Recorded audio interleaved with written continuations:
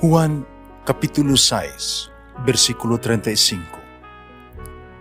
Si Jesus miingon kanila, "Ako mao ang pan nga naghatag sa kinabuhi. Ang muari kanako dili nagayod gutomon, ug ang mutuo kanako dili nagayod uhawon." Pan sa kinabuhi. Maglikon unta sa mong pagtuo, ug gagaka kami sa pagtuman sa imong mahal nga kasuguan. Ang ginumana kaninyo, ang Santos nga Ebanghelyo sumala ni San Juan. Si Jesus mingon ngadto sa mga Fariseo, "Mulakaw ako ug mangita kamo kanako. Apan, mga matay kamo diha sa inyong mga sala. Dili kamo makaadto sa akong adtuan." Busa, ang kadagkuan sa mga Hudiyo siya miingon, "Dili kamo makaadto sa akong adtuan." Pasabot ba kini nga maghikog siya? As Jesus mitubag, "Kamo taga dinhi sa yuta, apan ako gikan sa langit. Kamo taga dinhi sa kalibutan, apan dili ako taga dinhi. Mao nga sultihan ko kamo, mga matay kamo diha sa inyong mga sala. Mahitabo gayud kini, kung dili kamo mutuo nga ako mao ako." Sa nangutana kaniya, "Kinsa ka ba di ay?" Si Jesus mitubag, "Ang gitug-an ko na kaninyo sukad pa sa sinugdan. Daghan akong ikasulti o ikahukom batok kaninyo. Apan matuod ang nagpadala kanako. Ug ang ako ang lamang nadungog kanigikan kaniya, may isulti ko sa kalibutan."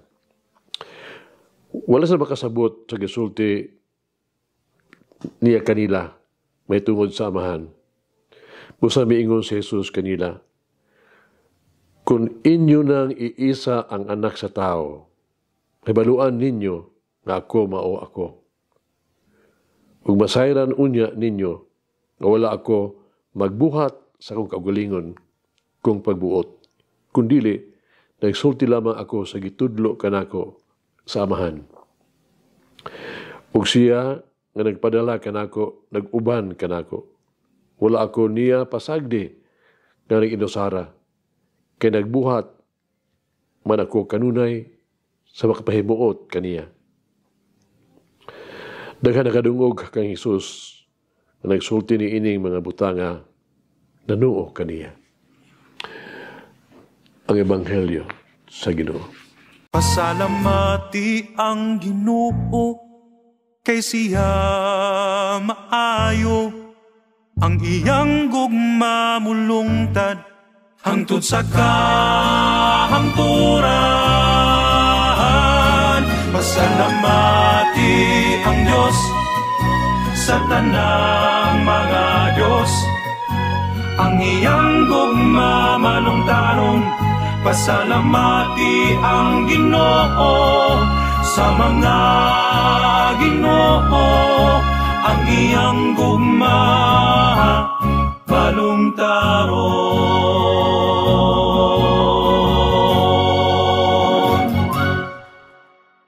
Sa Ebanghelyo kanong adlaw, mga Fariseo o mga Hudiyo, mga leaders sa relihiyon, wala makadawat sa dayag nga gisulti ni Jesus nga siya yun ang Mesiyas na pinadala sa amahan. Tungod niini, si Jesus sa makasug nga tingog namulong sa pag-ingon, "Mamatay kamo diya sa inyong mga sala." Kita kumusta man tayo mga Kristohanon karon? Kita mga Pilipino kasagaran reliyoso biyata, mampuon, mahadlokon sa Dios. Panusahay, bisan pa, mahimo na to sa isa likway, siya pila ka mga higayon sa itong kinabuhi niya. Pananglitan. Kung ang mga trahedya mo abot na sama sa grabing pagkamatay, mga biktima sa pandemya, pandemic katong COVID-19 o sa dili gyud maihap nga mga pag-antos nga ato matagataman sa adlaw-adlaw natong kinabuhi nga lisod yung dawaton.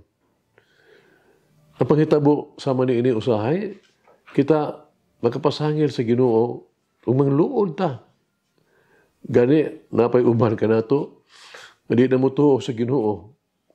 Makapangutan na pagyod sa unsang pagiha nga ang usa ka maayong maluluy-ong Ginoo, Dios. Kutugot ni ini na mahitabo. Ang atong pagtuo maluya usab. So dihan kita magatubang sa mga lisod kaayo nga mga sugo o pulong ni Kristo. Doon ay sugilanon nga sa kapare. No? Nagsirmon siya diha sa panahon sa misa sa kadomingo ni Ana. Sa tubangan niya ay naglingkod mga tao pero usan ini usa ka politiko. No? Niya ang pare sa makusog kaayo nga pulong.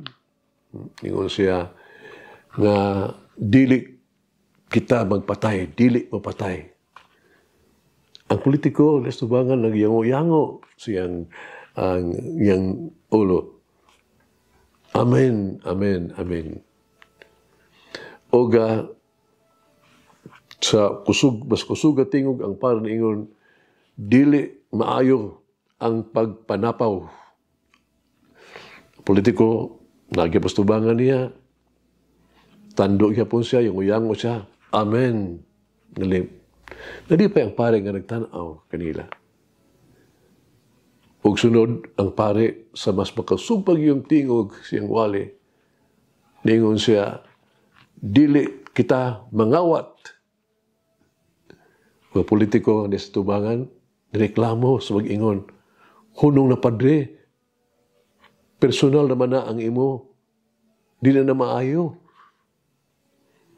Nahilabot kaman karon sa akong kinabuhi. Kitungol kay kini politikuhan labigit man gud sa graft and corruption o kawatan siya. Sayo na kayo pagdawat sa mga pagtulungan ni Kristo ay basta dili kini makaigo nato. Apan sa panahon nga maigo o matamaan kita ay murason kita dayon ay mo reklamo sama sa mga pagtulungan ni Kristo. Sabay ingon siya, pasayloang imong kaaway. Diin ingon siya, kapito, sa tupak kanunay. Lisod ba na? Reklamo man ta. No?